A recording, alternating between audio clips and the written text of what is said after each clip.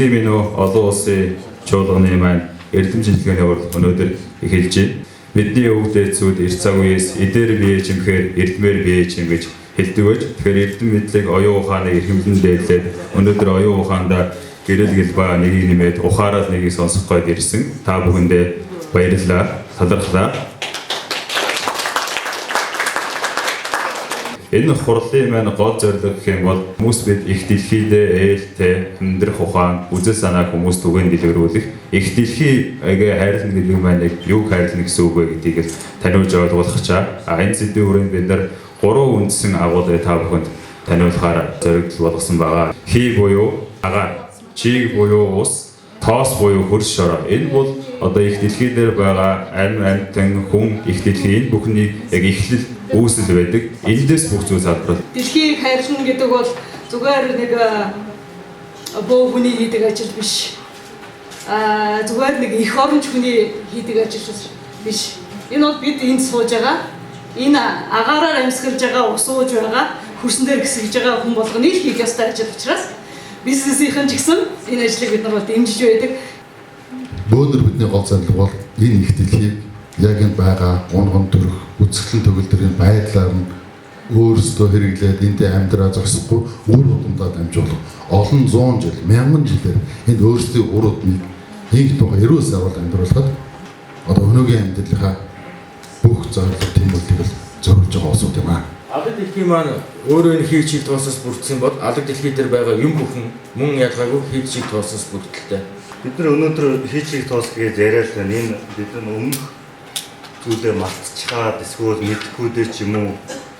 Эсвэл бид нар танаас илүү мэддэгтэй ч юм уу ярьж байгаа юм шиг л те. Энэ бол зүгээр л одоо бид хийх чиг тоос усагаар хүрсэн юмнаас үүссэн гэдгээс хамуулах гэж зөвлөсөн байгаа. Энэ юмнаас үүсэлсэн энэ 3 юмнаас бид тэтгэгддэг гэдгийг шалгахын тулд зүгээр л бид 10 секунд агаар дээр тогтож чадах уу, 10 минут амьсгалаа төгсөж чадах уу, 10 өдөр усгүй байж чадах уу гэдгийг шалгаад үзэхэд болох байх л та. Англи тодорхой тэр нууц товчооныхаа том номыг үчээд намайг өмнөх үг гэж бичсэн байгаа. Өнөөдөр дэлхий сүнс байна уу үе гэдгийн тухай дэлхий маргаж байна. Сүнс байна уу үе гэдэг итгэдэггүй хүн дэлхий дээр байхгүй. Сүнсийг барьсан хүн байхгүй. Харсан хүн байхгүй. Тэгэхээр би хэлж өгье. Энийг чинь жинхэнэ харсан, барьсан, үдсэн тэрнийг өөрийн хөгжлийн далд нүүдлийн том соёлыг бий болгож их гүрэн байгуулахад хэрэгжилсэн баталгаатай юм бол монголчууд хийсэн шүү. Та нар энэнийг бидний зүгээр нэг ам юугаар битгий шүүмжлээрээ жоохон төвчээрээ нэг өдөр энэ сүнсийг батлаад хүндэтгэдэг гараад ирэхэд бид чинь энэгээр агуу их соёл дэлхийг гээрүүлж явсан улс юм шүү гэдэг бахархах цаг ирнэ. Бид бас бахархах уу? Улс төрөөс гарч байгаа шийдвэр маань их дэлхий дээр одоо хамгийн их хамааралтай байдаг. Бид сайн шийдвэр гаргаж гэнэ үү, муу шийдвэр гаргаж гэнэ үү гэдгээс хамаарат одоо байгаль орчин маань тэнцвэртэй байх уу, устдаж үгүй болж одоо бидний бас эрүүл мэндэд цаашаад оршихуйтай бас ингээд зөвөр нөлөөлөх үү гэдэг маань маш их хамаатай байдаг юм аа. За ноён уулын орчин бол өөрөө мөнх цэвдэг бүхий ийм байгалийн үдгсэн төгөлдөр хосгүй юм газар байгаа. Яагаад Улаанбаатар хотын хөрсний бохирдлыг чухал юм бэ гэхээр Монгол улсын хүн амын 50-90% оршин суудаг нэгдүгээрт. За би Монголын Канcer холбооны Японд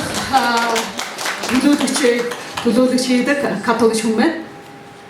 Би бас өмгөөлөгч тэгээд юуны онгодуудын эрхийг хамгаалах өмгөөлөгч гинэ.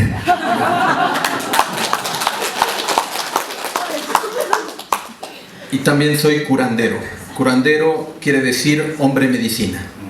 Би бас амгаагч. Шагаагаар тоглож, чуулгаараа бэр барьж, шаазангийн хаврагаагаар тоглож өссөн юм хөхтэй.